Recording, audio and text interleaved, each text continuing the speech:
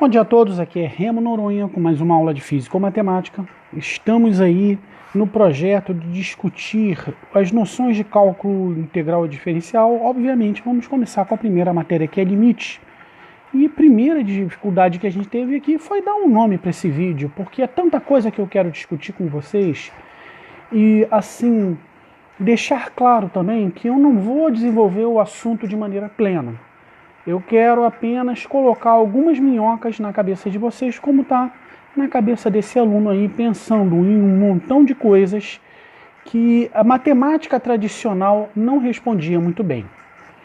Então vamos começar com um problema que já foi discutido aqui no canal.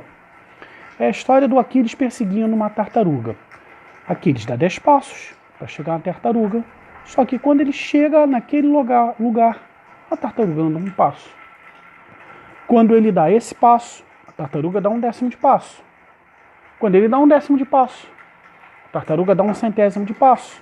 Quando dá um centésimo de passo, a tartaruga dá um milésimo de passo e assim por diante. A gente fica com o seguinte paradoxo. O Aquiles não vai encontrar a tartaruga nunca. Só que se a gente pensar em termos de velocidade, Aquiles tem uma velocidade v e a tartaruga tem uma velocidade de v dividido por 10. Na nossa experiência prática, quando você tem uma pessoa na sua frente com uma velocidade menor do que a sua, a tendência é que você ultrapasse em um determinado lugar. Então, em um determinado lugar, o Aquiles vai encontrar essa tartaruga, apesar desse paradoxo. Como é que a gente pode pensar isso? Bem, eu decidi colocar uma outra questão aqui, que é algo que vocês já devem ter visto se por um acaso estudaram progressão geométrica, levando em consideração uma PG decrescente, no qual você pode calcular o tamanho da soma dessas áreas aí. Digamos que você tem um lençol, por exemplo, de uma unidade de área, 1 metro quadrado, aí você dobra ele, passa a ter a metade da área, depois dobra de novo 1/4 da área e assim por diante. O que acontece se você somar todos? Primeiro você tem uma unidade de área, 1 metro quadrado, uma jarda quadrada, 1 quilômetro quadrado, sei lá, a unidade de área que você tem. Quando você soma ele com o segundo, você tem 1 mais meio, 1,5. Se você soma 1/4, que é 0,25, você passa a ter 1,75. Se depois disso você soma 1/8, você vai passar a ter eu botei na calculadora e anotei aqui os valores para a gente não ter que ficar perdendo tempo fazendo conta, 1,875 unidades de área. Não estou me preocupando mais com a unidade de área, só com o número. Quando eu somo 1/16, eu vou passar a ter 193, o número do bombeiro, né? Se você tiver alguma emergência aí, liga 193. 75 acompanhando. Se você botar 1,32 a mais aí, a sua soma vai ser 1,96875. Se você somar mais 1,64, você vai ficar com 1,984,375. Agora, se você pegar esse número todo, somar com 1,128, o que vai acontecer? Não sei se acontece exatamente com a calculadora de vocês, porque depende do número de dígitos que você tenha. Na minha, a resposta foi um solitário número 2. Quer dizer que essas somas, elas convergem para o número 2, coisa que você talvez já saiba se viu soma de PG infinita. A outra coisa que a gente tem que parar para pensar é o seguinte. Dividir por zero não pode. Mas o que acontece quando você vai dividindo com números cada vez mais próximos de zero? O que eu tenho, por exemplo? 1 dividido por 0,1 é 10. Dividido por 0,01 é 100. Dividido por 1 milésimo é 1000. Dividido por 10 elevado a menos 4 vai dar 10⁴, que é 10.000.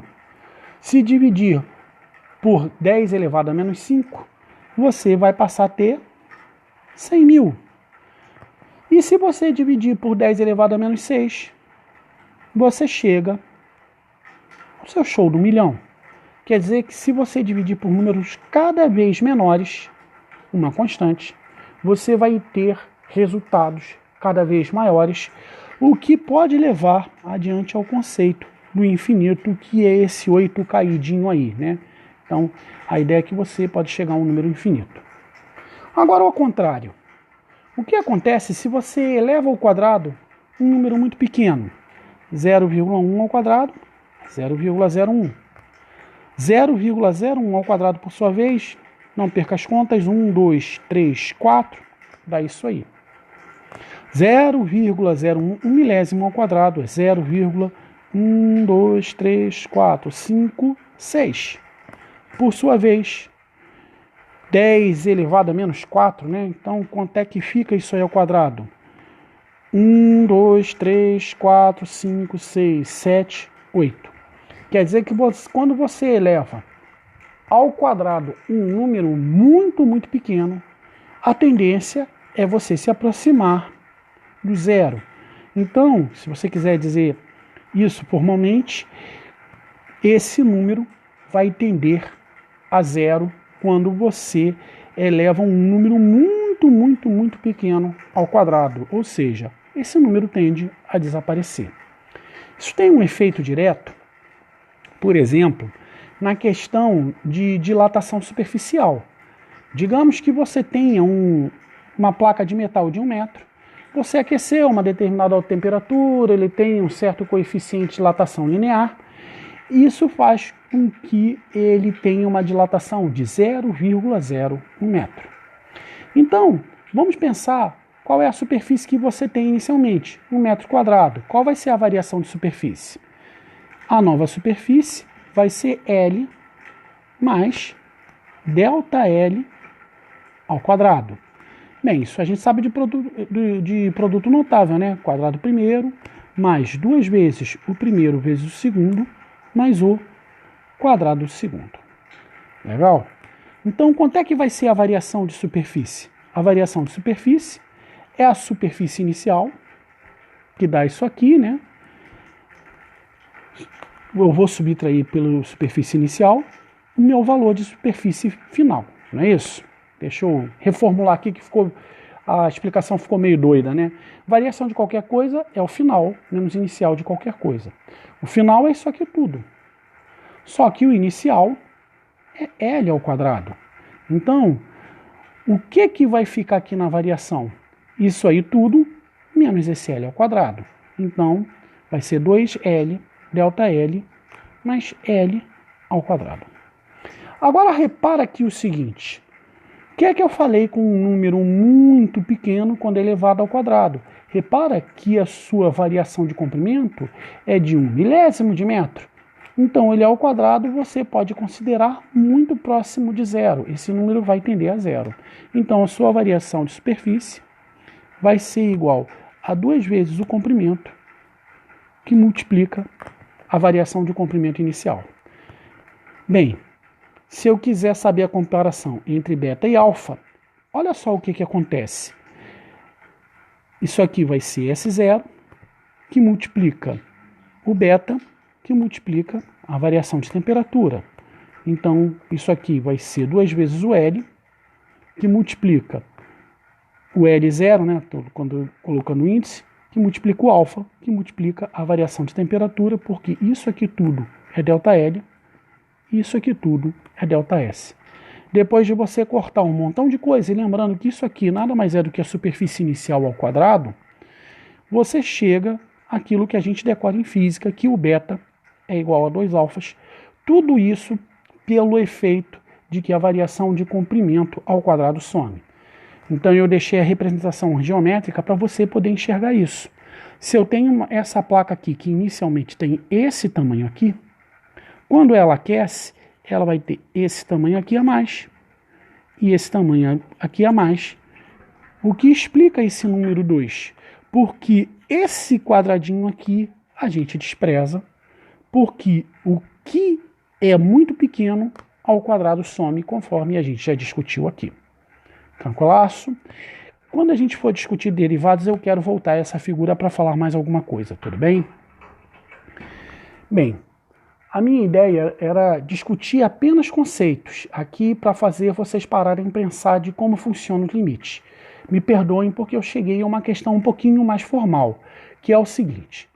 Digamos que eu tenho uma função f de x é igual a x ao quadrado menos 1 dividido por x menos 1.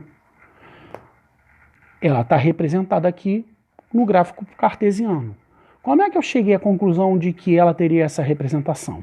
Eu peguei meu f de x e lembrei de outro produto notável, que isso aqui vai dar x mais 1, que multiplica x menos 1, dividido pelo x menos 1. Vou colocar entre parênteses aqui para poder facilitar a possibilidade de você enxergar esse corte. Só que esse corte ele tem que acontecer somente quando x é diferente de 1, porque você não pode dividir por zero. Então, em todo o resto da função, o teu f de x vai se comportar como uma função linear. F de x é igual a x mais 1, que ficou fácil de representar. Só que quando você chega aqui no x é igual a 1, você não tem correspondência nenhuma, por isso eu deixei essa bolinha branca aí perdida no meio da função. Mas uma coisa a gente pode dizer, que quando você vai chegando muito próximo, você vai convergir para um resultado conhecido aqui.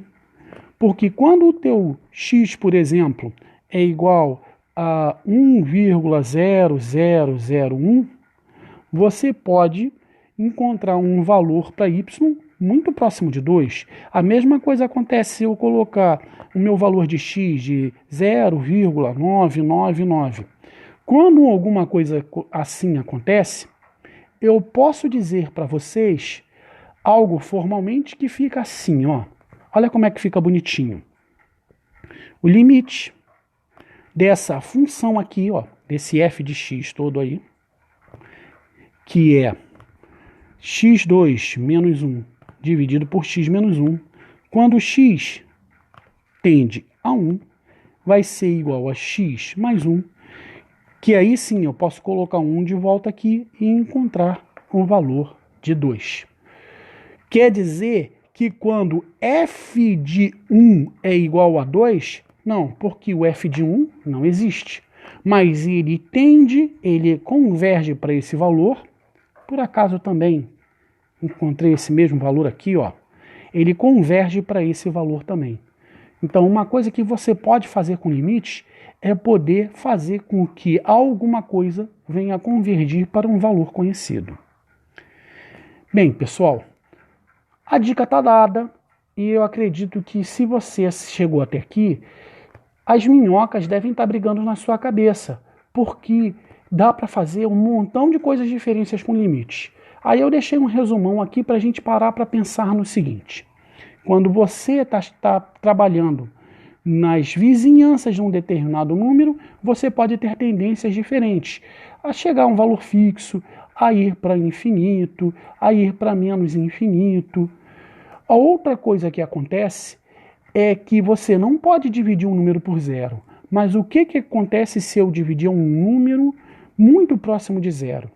A outra coisa que limites fazem você parar para pensar é a noção do que é infinito, que é você chegar a valores muito, muito grandes. Bem, pessoal, o objetivo dessa aula não estava traçado assim, de que você vai entender limites, mas isso vai te dar uma ponte para que quando você for estudar isso formalmente, as ideias já estejam na sua cabeça. Eu sinto falta disso profundamente nas aulas. Normalmente, quando o cara começa a fazer o curso de cálculo, ele vai fazer uma contalhada danada, vai se perder em um montão de algoritmos e não para pensar no que as propriedades podem te dizer e o que esse instrumento tão poderoso pode te ajudar a fazer contas com mais facilidade. É isso, pessoal. Deixa aquele like aí, compartilha com os amigos se gosta do trabalho, compartilha com os inimigos se não gosta tanto assim. E para todos, como sempre, aquele abraço.